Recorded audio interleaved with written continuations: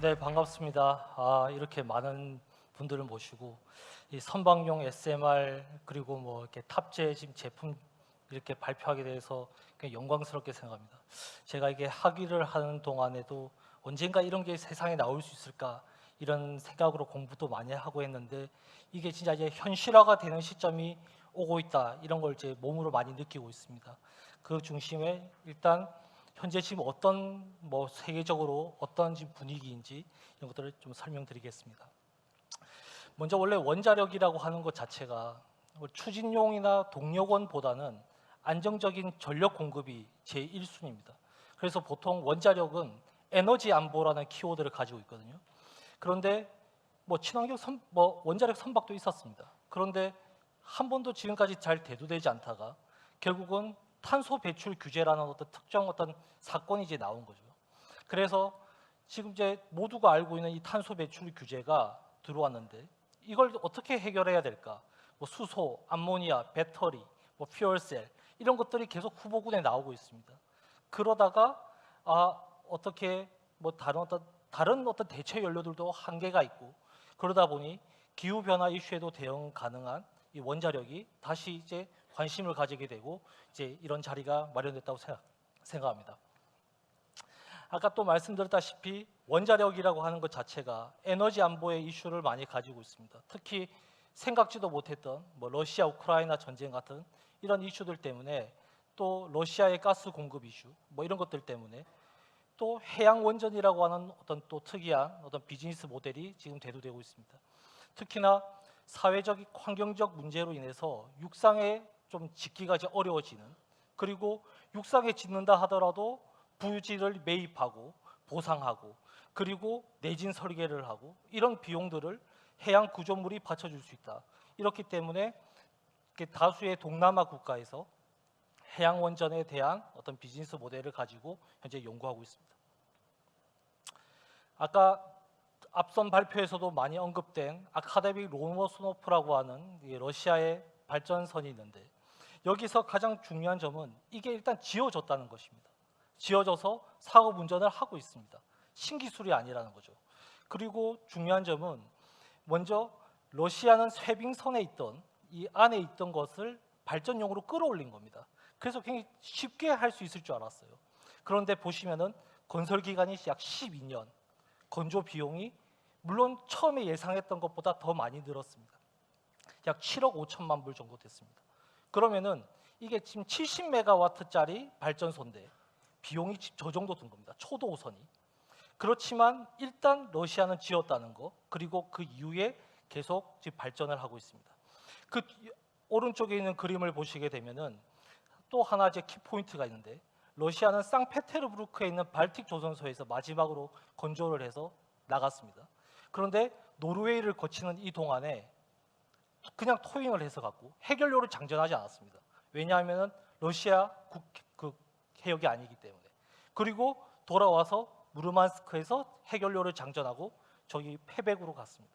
이거는 뭘 의미하냐면은 일단 러시아는 자국의 원자력법과 그리고 러시아 성급이 여기 보시게 되면은 원자력 추진선과 부유식 원자력 발전에 대한 성급 룰을 가지고 있습니다. 그렇기 때문에 어떤 룰의 어떤 뭐 깊이 이런 걸 떠나서 자국의 어떤 법 규제가 있기 때문에 거기에 맞게끔 현재 계속 개발이 되어 왔던 것입니다. 그로부터 해서 다시 이제 계속 가니까 이제 쇄빙선도 계속 이제 개량을 하게 된 거죠. 아까 이태호 소장님 발표에서 이미 세척이 건조돼서 나갔는데 지금 아르티카 11 우랄호가 이제 지금 건조돼서 나갔고 지금 야쿠티아 4호기가 지금 작년 말에 진수됐습니다. 그래서 조만간 이제 4호기, 5호기도 나오겠죠. 이렇게 쇄빙선도 거의 계속 건조하고 있고 러시아는 계속 하고 있습니다. 그리고 개량형 경수를 이제 더 좋은 원자로를 개발하면 더 좋겠다. 그래서 발전선에도 적용할 수 있는 더 개량된 원자로도 개발하고 있습니다. 이렇게 기존에 지금 경수로는 뭐 프로븐 테크놀로지라고 합니다. 잘 지금 하고 있어요. 그런데 민간에서 사용하기가 굉장히 어렵습니다.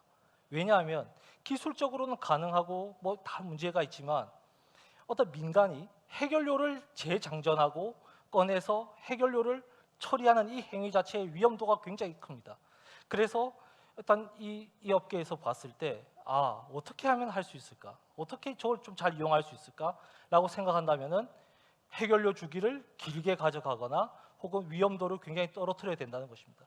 그래서 하나의 후보군으로 나온 것이 바로 용융염 원자로입니다. 아까 김상지 박사님께서 발표를 잘 해주셨지만 특히 이 선박이나 부유체에 탑재하기 위해서 어떤 이 용융염 원자로의 특징 중에 하나는 바로 단상으로 운전할 수 있다는 점입니다. 경수로는 물로 이렇게 열을 이렇게 전달하는 원자로입니다. 그래서 물이 끓으면 안 되기 때문에 가압을 하고 압력 용기가 커지고 굉장히 사이즈가 커지는 거죠. 그에 비해서 얘는 소금, 아까 소금 얘기하셨는데 소금은 우리 지금 일반 주변에는 고체지만 온도가 높을수록 액체 상태를 유지하기 때문에 굉장히 어떤 폭발의 위험 이런 것들이 없고 운전 압력이 낮기 때문에 압력 용기도 소형화, 구조물도 간단히 이렇게 만들 수가 있습니다. 그리고 특히나 아까 이 뜨거운 굉장히 높은 온도에서 액체 상태를 유지하고 있지만 혹여나 사고가 났던 이런 이벤트가 있을 때 얘가 밖으로 나온다고 하더라도 바로 고체화가 돼버립니다. 그럼 고체화가 된다는 것은 방사성 물질이 물론 방사선은 나오겠죠. 그렇지만 방사성 물질이 어떤 특정 더 바깥으로 우리가 원하지 않는 곳으로의 확산을 막아주는 어떤 그런 특징이 있습니다. 그래서 이 용융염 원자로는 다른 경쟁 요령에 비해서도 굉장히 해양에 적합하다고 볼 수 있는데 보시면은 오른쪽에 있는 이게 이제 옛날 자료긴 하지만 뉴스케일 아까 설명드렸던 경수로입니다. 미국에서 물론 해양에 할 수 있습니다. 그렇지만 대략 한 50에서 77메가 정도 되는 뉴스케일 원자로는 여기 사람 사이즈 보시면 알겠지만 약 높이가 23m 정도 됩니다. 그러면은 이 원자로를 우리가 선박이나 부유체에 탑재한다고 한다면 굉장히 이 무게 중심이 높고 선체 모션이 고려했을 때 좀 그렇나? 이런 생각 가지실 수 있을 거예요. 그런데 용융염 원자로는 사이즈를 좀 컴팩트하게 만들 수 있기 때문에 지금 대략적인 오더가 약 수십 메가와트 일렉트릭일 경우에 수메타 정도의 이론적으로 수메타 정도의 공간만 있으면 현재 됩니다. 그렇기 때문에 굉장히 해양의 어떤 컴팩트, 중량을 줄이고 사이즈를 줄이는데 최적화되어 있다고 하겠습니다. 그러다 보니까 다른 어떤 뒤에 나오겠지만 연료 탱크의 공간이나 연료 소모량도 작았고 그리고 연료 자체가 또 굉장히 사이즈가 작기 때문에 굉장히 방사성 폐기물의 양도 지금 작아서 안전성도 더 확보할 수 있습니다. 특히나 아까 말씀드렸던 핵연료를 재장전하지 않고 긴 핵주기를 가져갈 수 있기 때문에 핵연료 처리에 대한 위험도도 감소할 수 있습니다. 이 자료를 제가 한국 성급에서 어떤 팀장님이 발표하시는 걸 보고 제가 굉장히 감동을 받았는데요. 굉장히 잘 써먹을 수 있을 것 같다는 생각이 들어서 제가 감히 이게 성급 발표라서 이제 참조를 했습니다. 기존의 선박에 디젤은 연료 탱크가 한 개 필요하다. 어떤 특정 거리를 가는데, 특정 노선을 가는데, LNG는 연료 탱크가 그거보다 조금 더 커야 됩니다. 그러면은 선박을 설계하는 데 있어서 연료 탱크의 비중이 늘어나죠. 그럼 결국은 이제 원자력도 2030 이후로 간다면은 대체 연료와의 싸움입니다. 암모니아, 수소, 퓨얼셀 이런 애들. 걔네들은 연료를 얼마나 그냥 가나? 아니라는 거죠. 현재 암모니아 탱크 같은 경우는 약 3배에서 4배, 수소는 5배에서 더 이상 필요하다고 지금 알려져 있습니다. 그러면 연료 탱크를 그렇게 키워서 선박을 설계해야 되느냐? 아니라는 거죠. 그래서 이런 점에도 비춰볼 때 원자력은 어떤 연료 탱크에 대한 그리고 이를 세이브하면서 얻을 수 있는 어떤 화물의 어떤 증가 이런 것들도 하나의 요소가 되겠습니다. 또 이게 보시면은 아까 뒤에 이제 2부에서는 이제 수소 생산 기술과 연계가 될 텐데 이 원자로가 현재 지금 해양 원전이든 이렇게 되고 있습니다. 아까 앞서 말씀드렸다시피 암모니아나 수소 연료 같은 경우에 과연 이걸 탱크를 키울 수가 없습니다. 그럼 어떻게 해야 되냐? 중간에 벙커링 스테이션을 들어가서 급유를 해야 돼. 연료를 계속 수급을 받아야 되는 거죠. 그런데 이 용융염 원자로나 어떤 기타 지금 최근에 소위 제4세대 원자로라고 하는 것은 온도가 굉장히 높기 때문에 수소 생산과 밀접하게 연계가 될 수 있습니다. 그리고 이런 수소 생산을 바탕으로 해서 이 수소를 다시 암모니아로 연계해서 결국은 수소와 암모니아를 생산하는 그런 비즈니스 모델이 많고 결국은 이 어떤 MSR을 중심으로 해서 수소 생산, 거기에 연계된 암모니아 생산까지 연계된 이런 경제성 평가를 최근에 북유럽 컨설팅 회사를 중심으로 진행하고 있습니다. 이런 이제 용융염 원자로는 많이 개발되고 있고 선박용으로 개발하고 있는 건 아닙니다. 그런데 이 염이 아까 이렇게 많은 스타트업들이 하고 있는 이유 중에 하나가 결국은 어떤 염의 종류에 따라서 설계가 달라질 수 있기 때문에 염의 프로퍼티를 가지게 되는 어떤 그런 뭐 지적재산권 뭐 이런 것들이 있어서 많은 스타트업들이 달려들고 있고, 그리고 규제가 굉장히 애매합니다. 그래서 이게 뭐냐면은 어떤 규제의 허들이 굉장히 높다고 한다면은 쉽게 포기할 수 있는데, 이거는 지금 규제 자체가 아주 이렇게 애매한 상황이에요. 규제가 애매하면 우리 같은 입장에서 이거 어떻게 하지 고민하지만, 저런 스타트업들은 내가 규제를 만들면서 나가고자 하는 겁니다. 그래서 이렇게 많은 스타트업들이 지금 뛰어들고 있고, 대표적으로 이것들을 탑재한 선박 혹은 부유식 원전에 대한 비즈니스 모델을 지금 제일 활발하게 지금 뭐 판촉을 하고 있는 회사는 코어파워라고 하는 회사입니다. 코어파워는 실제 뭐 원자력 회사나 엔지니어링 회사가 아니고 약간 비즈니스 그냥 하는 회사입니다. 그런데 오라노라고 하는 해결료 공급, 그리고 서든 컴퍼니 전력 공급, 테라파워 원자로 공급하는 회사와 컨소시엄을 구성해서 다음과 같이 대형 컨테이너선 혹은 부유식 원전을 하는데, 이 부유식 원전이라고 하는 것도 다른 어떤 이런 곳에서 이렇게 전력을 다 커버를 남게 되는 거죠. 왜? 그런 곳들은 인프라가 부족하기 때문에. 그래서 그 남는 전기를 가지고 수소나 암모니아를 생산해서 그런 아까 벙커링 스테이션으로 활용하는 이런 비즈니스 모델들을 제안하고 있고, 지금 저희가 뭐 지금 현재 저희 회사 삼성중공업에서 지금 시보그와 함께 지금 기술 협력으로 지금 이제 부유식의 원전의 파워 발전 바지를 현재 지금 뭐 기술 협력 개발하고 있습니다. 특히나 이제 시보그 같은 경우에도 마찬가지지만 시보그는 해양에 적용하기 위해서 설계를 최적화했습니다. 이 말은 무슨 말이냐면은 선체 부유체의 어떤 수명이 약 25년, 30년이기 때문에 그에 맞는 퓨어 사이클, 그렇게 하는 해결료를 재장전하지 않고 하나에 12년을 연소시키고 그 다음 다른 원자로를 12년 태워서 도합 24년, 25년을 태우는 이런 컨셉으로 가고 있습니다. 그런 위험도를 줄이는 이런 비즈니스 모델로 앞으로 이제 아마 영업 활동을 진행할 예정입니다. 그리고 이제 뭐 북유럽에서 뭐 이거는 좀 또 다른 얘기지만 토륨 해결료라는 게 있습니다. 토륨은 이 핵 분열 물질은 아니고 핵 분열의 원료 물질입니다.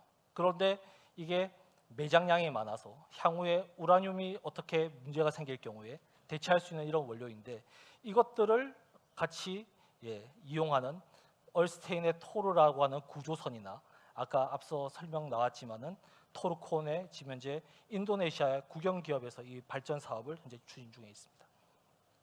그리고 아까 김상지 박사님이 발표하셨던 이 원자로의 지금 이제 개발 사업의 마지막 실용화 단계에서 저희가 어떤 이 민간이 어떤 최상위 설계 요건들을 제공하고 있습니다. 이게 뭐냐면은 선박에 적용시키기 위해서 반드시 필요한 이런 것들을 저희가 역으로 경계 조건으로 제공하고 있습니다. 대표적인 것이 설계 수명, 그 다음에 해결료의 주기, 그 다음에 전력 공급 사이즈, 그 다음에 건설 공기, 뭐 이런 것들입니다. 지금 현재 SMR 뭐 대형 원전은 짓는데 약 5년 가까이 걸리는데 지금 컨테이너선 한 척이 2년이 안 걸리지 않습니까? SMR도 거기에 맞춰서 개발이 건조가 되어야 된다는 것입니다. 뭐 대략 이렇습니다.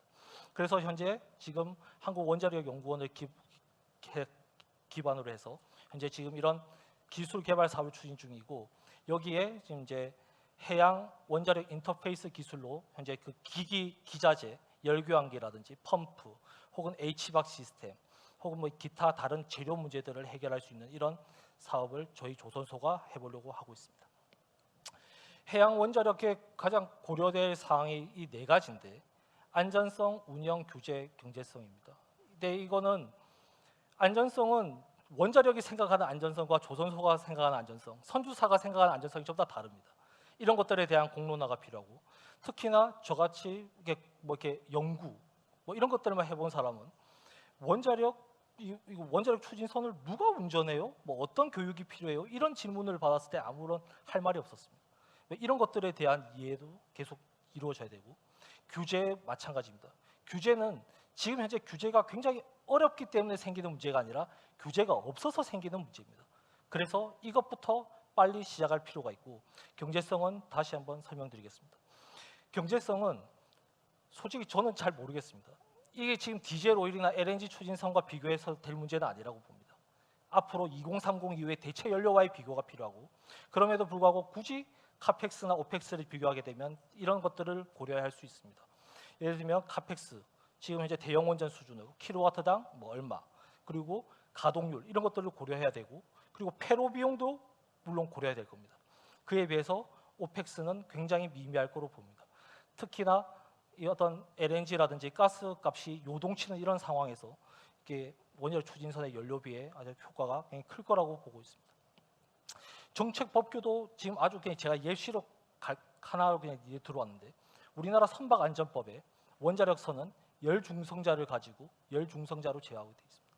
그러면은 고속로를 기반으로 하는 이런 어떤 아주 팬시한 원자로를 탑재한 원자력선은 세상에 지금 법으로 지금 안 되는 거죠. 이런 것부터가 하나하나 밑에 살펴보면 나올 수 있습니다.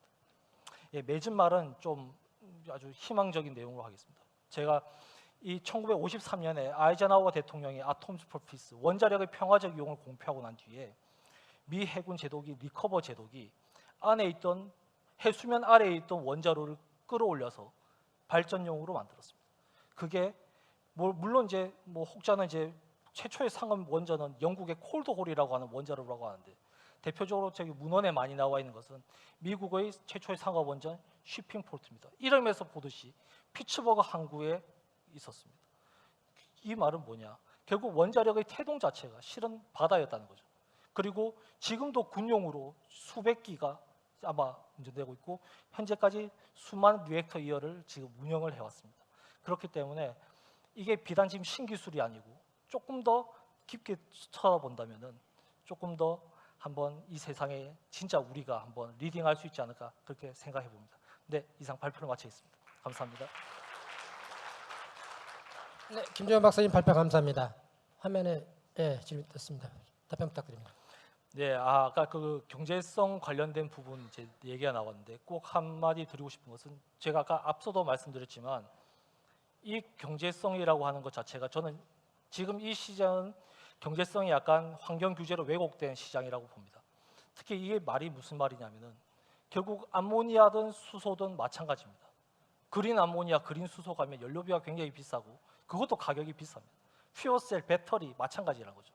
그런 측면에서 현재 원자력 추진선이 충분히 가질 수 있는 경제성, 가격 경쟁력 물론 비쌉니다. 카펙스가 엄청 비쌉니다. 지금 현재 컨테이너 선보다도 가격이 더 비쌀 거예요.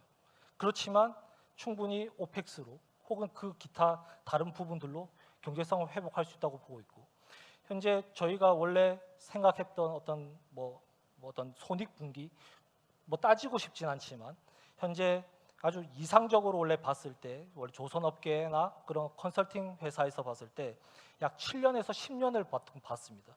그러면 원자력 추진선의 운영 시점을 운영 기간을 한 25년 정도로 본다면 한 30-40% 정도 지나야 손익 붕괴에 다다른다는 건데, 그때보다도 지금은 오일 값이 2배, LNG 가격이 4배 정도 뛰었던 그런 시장이 한번 왔었다는 거죠.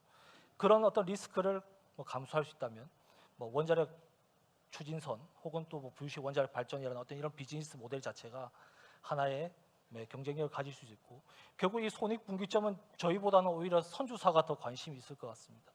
그런 얼마나 이걸 감내할 수 있을 것인가, 이런 부분들이 있을 텐데 그 부분들 같이 한번 고민해 봤으면 좋겠습니다. 네, 이상입니다.